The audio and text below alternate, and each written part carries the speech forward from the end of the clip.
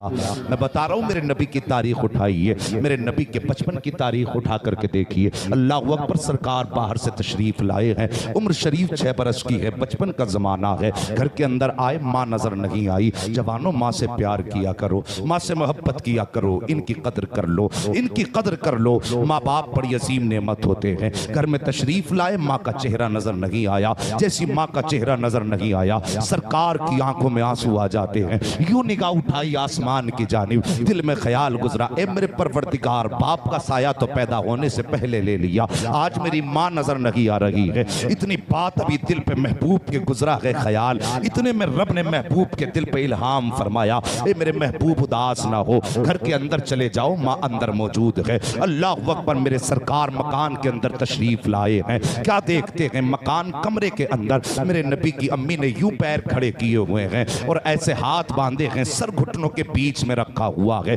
आक़ा करीम तशरीफ लाए, जैसे अंदर आए हैं, माँ आहिस्ता आहिस्ता हिचकी भर के आंसू बहा रही थी। अल्लाह अकबर, मेरे नबी ने माँ को रोते हुए देखा, आए और माँ के गले में यूं हाथ डाले हैं, अपने घुटने मुस्तफ़ा ने जमीन पे रखे हैं और रखने के बाद इरशाद फरमाते हैं, माँ रो रही हो। इतना कहना था, तुमने भी देखा होगा जब कोई छुप के रोया करता है और उसके पीछे से कोई हाथ रख दे और कहते क्यों रो रहे हो, तो अब उसको लगता है कोई तसल्ली देने वाला आ गया है। फिर जब्त के बंधन टूट जाते हैं, फिर वो चीख मार के रोना शुरू कर देता है। जैसे मेरे नबी ने कहा था, माँ रो रही हो, इतना सुनना था, माँ के जब्त के बंधन टूट जाते हैं। जो दर्द हिचकियों में था आहों में बदल जाता है, जो दर्द सर्द आंख में था फिर वो चीखों में बदल जाता है। मेरे नबी ने अपनी माँ को सीने से लगाया। अब आलम यह था मेरे सरकार का, माँ को रोते हुए मेरे सरकार ने देखा है। आक़ा करीम अपने लबों को लेकर के गए और जाने के बाद मेरे सरकार ने अपने होठ माँ के होठ पे रख दिए हैं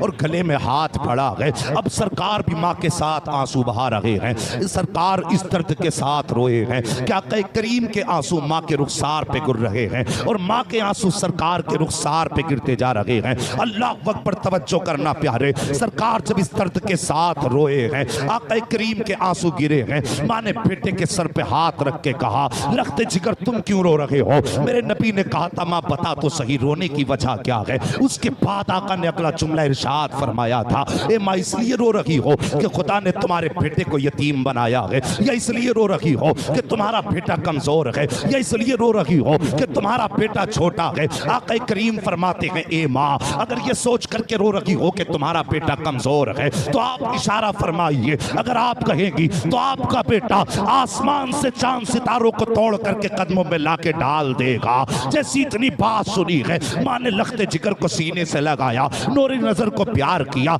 इरशाद फरमाती है, बेटे मैं इस वजह से नहीं रो रही हूँ कि तुम खुदा ने तुझे कमजोर बनाया है, बल्कि आज मुझे तेरे गुजरे हुए बाप अब्दुल्ला की याद आ गई है।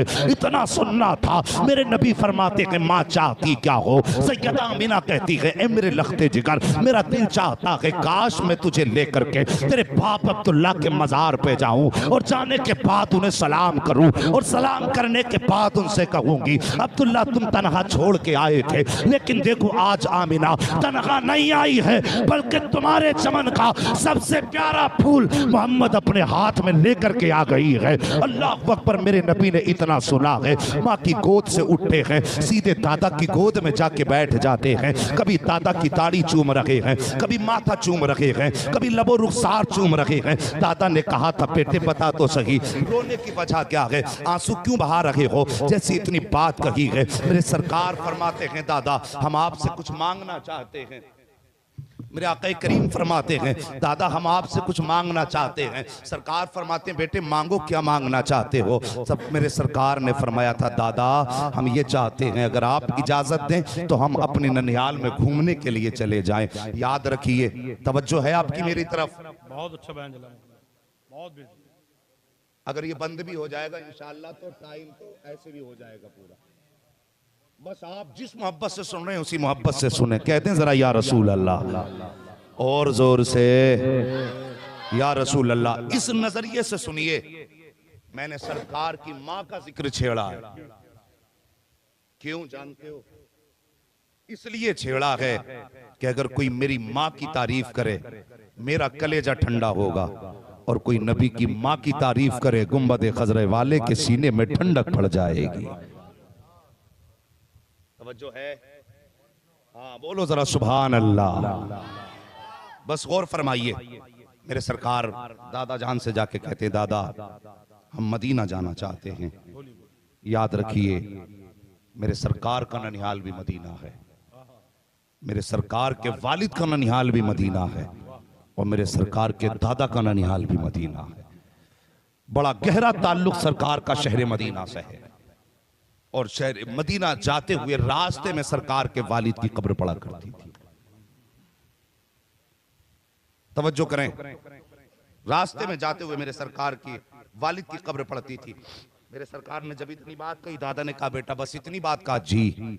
आपने फरमाया ठीक है। अगले दिन जैसी सूरज निकला, सरकार के दादा ने हजरत उम्मे ऐमन, हजरत सैयदा आमीना और मेरे सरकार, इन तीन लोगों को मदीना जाने वाले काफिले के साथ रवाना कर दिया। तवज्जो है? हाँ, मदीना जाने वाले काफिले के साथ रवाना कर दिया। मेरे सरकार 1.5 महीना लगभग वालिदा के साथ मदीना शरीफ रहे। 1.5 महीना वापस आ रहे थे काफिले के साथ। मकाम अब्वा में पहुंचे, वालिद की कब्र पे हाजिरी दी। वापस पलट रहे थे कि सैयद आमीना की तबीयत खराब होने लगी।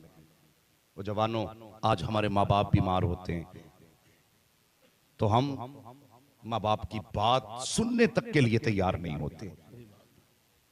माँ अगर कह दे बेटे ये दवा का पर्चा रखा है, कई दिन हो गए दवा खत्म हुए, बेटे मेरी दवा ला देना, तो डायरेक्ट हम कहते हैं हम तुम्हारी दवा लाएं या अपने बच्चों का खर्च उठाएं।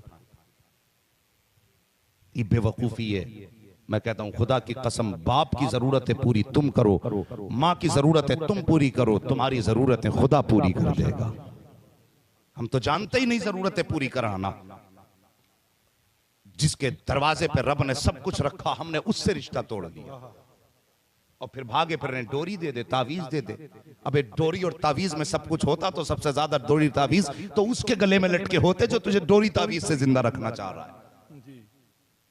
मैं तो दावे से कहता हूं माँ बाप नाराज है, पूरा कुरान गले में लटका लो, कुछ नहीं हो सकता। माँ बाप को राजी कर लो, उनकी दुआएं मिल जाएंगी, फिर किसी तावीज की जरूरत नहीं रह जाएगी।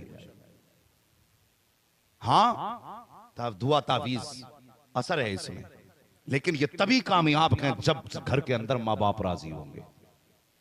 इनकार नहीं है इससे, ये कुछ नहीं है, मगर इनके भी असर के लिए भी कुछ शर्तें होती हैं। अगर माँ बाप बीमार हैं उनकी फिक्र करें।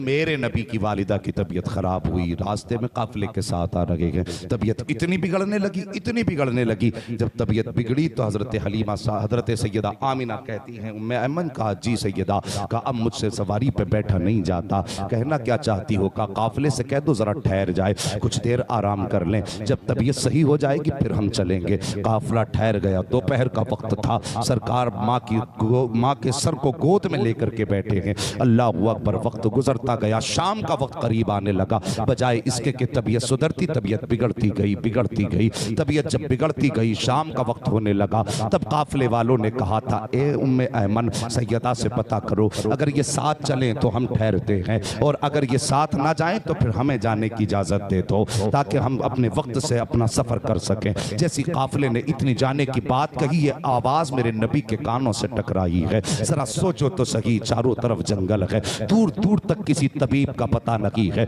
एक 6 साल का बच्चा है, एक खातून उम्मे ऐमन है, और काफिला है कि जाने की बात कर रहा है, सूरज है कि छुपने लगा है, काफिला अपने सफर की तैयारियों में है। मेरे नबी ने माँ का चेहरा देखा, आंख में आंसू आ गए। माँ ने कहा, बेटे इन्हें जाने की इजाजत दे दो। जब काफिले को जाने की इजाजत मिली, काफिला जाने लगा। अल्लाह अकबर। 6 साल की उम्र मेरे सरकार की है। एक निगाह जाते हुए काफिले पे डाल रहे हैं, दूसरी निगाह छुपते हुए सूरज पे डाल रहे हैं, और माँ के सर को गोद में रख के मेरे नबी बैठे हुए हैं। जब तबीयत खराब होना शुरू हुई है, मेरे नबी माँ के बालों में हाथ डाल रहे हैं। फरिश्तों ने कहा था, या अल्लाह इजाजत दे दे, हम तेरे महबूब की माँ की खिदमत के लिए चले जाएं। कुरान जन्नत ने कहा था, रब इजाजत दे दे। रब ने फरमाया था, नहीं, मेरे महबूब का मामला है। अल्लाह अकबर। अब मंजर जरा मुलाहिजा कीजिए, काफिला चला जाता है, तबीयत बिगड़ने लग जाती है। अचानक हजरत हलीम, हजरत सैयदा आमीना अपनी आंखों को खोलती है और खोलने के बाद हजरत उम्मे ऐमन की तरफ देखती है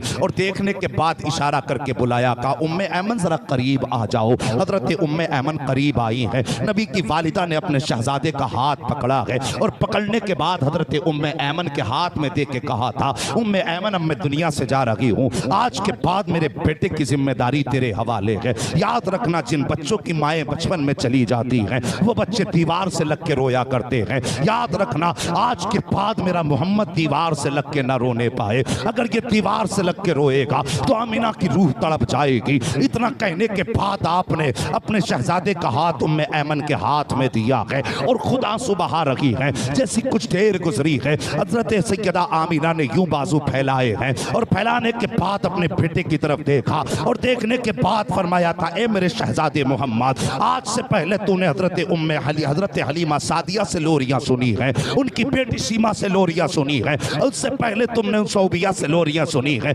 आज आखिरी बार अपनी माँ सैयदा आमीना से लोरियां सुन लो।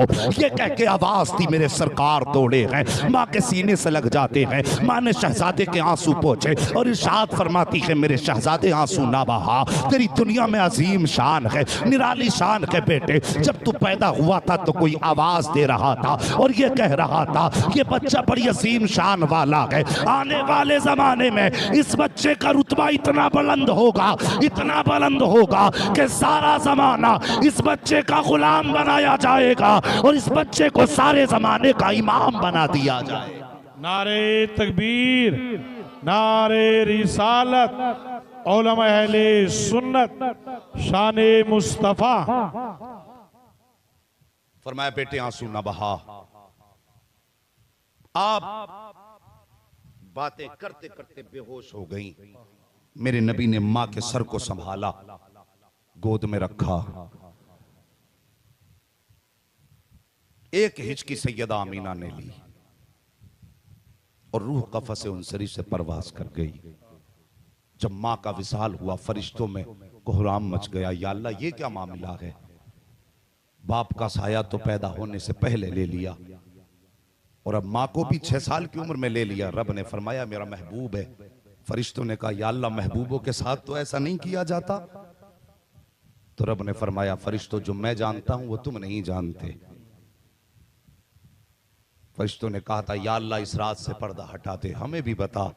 रब ने फरमाया, मैंने माँ बाप का साया इसलिए ले लिया ताकि मेरे महबूब पे किसी का साया ना हो और सारे जमाने पे सिर्फ मेरे महबूब का साया होना चाहिए, इसलिए महबूब के सर से साया लिया। अल्लाह अकबर। मुहद्दिस देलवी फरमाते हैं, जैसी माँ ने अपने होठ बंद किए, सांसें थमी, मेरे नबी ने अपना मुंह माँ के मुंह पे रखा और रो के कहा, माँ और बोलो ना, माँ और बोलो ना। इतने में उम्मे ऐमन ने सरकार के कांधे पे हाथ रख के फरमाया, बेटे जो चले जाते हैं वो बोला नहीं करते। मुहद्दिस देलवी फरमाते हैं, 2 मरतबा उम्मे ऐमन ने कहा, सरकार ने फरमाया था, माँ बोलो। फरमाते हैं, अगर तीसरी मरतबा नबी कह देते माँ बोलो तो फरमाते हैं कि मलकुल मौत को रूह वापस करना पड़ जाती, सैयदा आमीना को उठ के बोलना पड़ जाता। जिंदाबाद, नबी की शान है। अल्लाह अकबर। माँ का विसाल हुआ। उम्मे ऐमन बयान फरमाती, जवानों, जिनके माँ बाप दुनिया से चले गए, कभी कब्रिस्तान भी चले जाया करो, कभी उनकी कब्रों पे भी चले जाया करो। मेरे नबी ने फरमाया, जो जुमे के दिन अपने माँ बाप या माँ या बाप या किसी एक की कब्र पे जाएगा, मेरे नबी ने फरमाया हाजिरी देने जाएगा तो अल्लाह उसका नाम जन्नतियों के नाम में तहरीर फरमा देगा। जाया करो कब्रिस्तान, इसलिए कि वो तुम्हारा इंतजार करते हैं। ये अकीदा, ये सोच न रखा करो वो मर गए तो मिट्टी में मिल गए। अगर वो मिट्टी में मिल जाते तो मेरा नबी जुमे के दिन जाने का हुक्म न देता। और सोचो, जिसकी कब्र की मिट्टी देखने वाले को अल्लाह जहन्नमी है तो जन्नती बना देता है, तो सोचो जिसकी कब्र की मिट्टी देखने के इतने रुतबे बुलंद हो जाते हैं, उसका चेहरा देखने में अल्लाह कितने रुतबे बुलंद फरमाता होगा। गौर किया करो इन बातों पर। सिर्फ मीठी बातें हजम नहीं, कभी कड़वी भी हजम किया करो। चले जाया करो वक्त मिला करे तो कब्रिस्तान। अल्लाह अकबर। मेरे नबी हैं, उम्मे ऐमन बयान फरमाती हैं, कहती हैं उस वक्त का मंजर याद आता, कलेजा फटता है आज भी, जब मेरे नबी की वालिदा का इंतकाल हुआ। फरमाती चारों तरफ कोई न था, सिर्फ हम दो थे, सरकार थे और मैं थी। फरमाती हमने अपने हाथ से सरकार की अम्मी की कब्र बनाई, पत्थर हटा हटा करके। फरमाती फिर सैयदा आमीना को हमने उस कब्र के अंदर लिटाया। फरमाती मैं देख रही थी नबी पत्थर रखते जा रहे थे, आंसू बहाते जा रहे थे। उम्मे ऐमन फरमाती किसी बच्चे ने आज तक अपनी माँ की ऐसी कब्र नहीं बनाई होगी जैसी कब्र मेरे नबी ने अपनी वालिदा की बनाई है। फरमाती हैं कि सरकार अपने हाथ से पत्थर रखते जाते थे, आंसू बहाते जाते थे। फरमाती कब्र बन के तैयार हो गई और उसके बाद फिर मैंने नबी को हाथ पकड़ा और लेकर के जब चलने लगी। फरमाती हैं कि मैं पहाड़ी के टीले से जब उतरने लगी मैंने हाथ छोड़ दिया कि अब तो उतर जाएंगे। फरमाती मैं हाथ छोड़ के पहाड़ के दामन में आई, जब पीछे मुड़ के देखा तो सरकार का पता नहीं था। फरमाती मैं डर गई, मैं सोचने लग गई कोई जानवर तो नहीं ले गया, कहीं कोई परिंदा तो पकड़ के नहीं ले गया। फरमाती ये सोच करके मैं पीछे को दौड़ी। फरमाती जब मैं आई ना पहाड़ी की चोटी पर, फरमाती जब मेरी निगाह सरकार के ऊपर पड़ी तो कलेजा फटने लगा था। फरमाती मैंने देखा नबी माँ की कब्र से लिपट करके रो रहे थे। अल्लाह अकबर। उम्मे ऐमन फरमाती है मैंने ये मंजर देखा, कलेजा टुकड़े टुकड़े होने लगा था। मैं दौड़ करके गई, मैंने सरकार का हाथ पकड़ा, हाथ पकड़ के अपनी सवारी पर सरकार को बैठाया है और जब मक्के की तरफ लेकर के चली मेरे सरकार मुड़ मुड़ के अपनी माँ की कब्र अनवर को देख रहे थे। फरमाती वो अजीब मंजर था जिस वक्त मेरा नबी मुड़ मुड़ के माँ के कदमों को देख रहा था। एक दिन था कि नबी अपने हाथ से माँ की कब्र बना रहे थे और कब्रिस्तान में जाने से रोकने वालों, कब्रों के निशान मिटाने की बात करने वालों, कभी नबी की जिंदगी भी उठा के देख लिया करो ताकि तुम्हारे मुंह पे ताला लग जाए। मेरे नबी फरमाते, हजरत उम्मे ऐमन फरमाती है कि नबी मुड़ मुड़ के माँ की कब्र को देख रहे थे।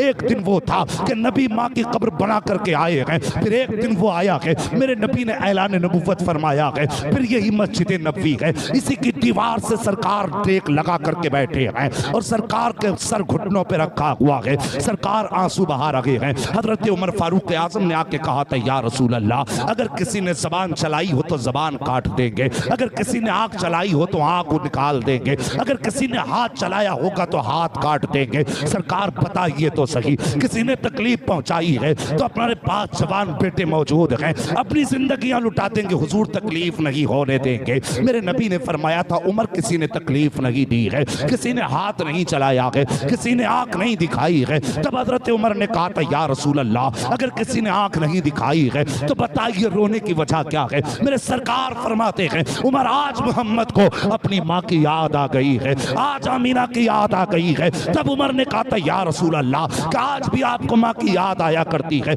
मेरे सरकार फरमाते हैं हाँ उमर, आज भी मुझे माँ की याद आया करती है। हजरत उमर ने कहा था आका बताइए तो सही क्या याद आती है। मेरे सरकार ने फरमाया था उमर, मेरा दिल ये कहता है काश आज मोहम्मद की माँ जिंदा होती, आज मेरी माँ होती, मेरे हुजरे के अंदर होती, मैं मस्जिद नबवी के मुसल्ले पे होता, नमाज पढ़ाता होता, कुरान की तिलावत करता होता। आहिस्ता से पर्दे के पीछे से एक आवाज आ जाती। फरमाते मेरे कान ये चाहते हैं काश मेरे हुजरे से आवाज आती और मेरी माँ आवाज दे के कहती बेटा मोहम्मद मेरी बात सुन जा।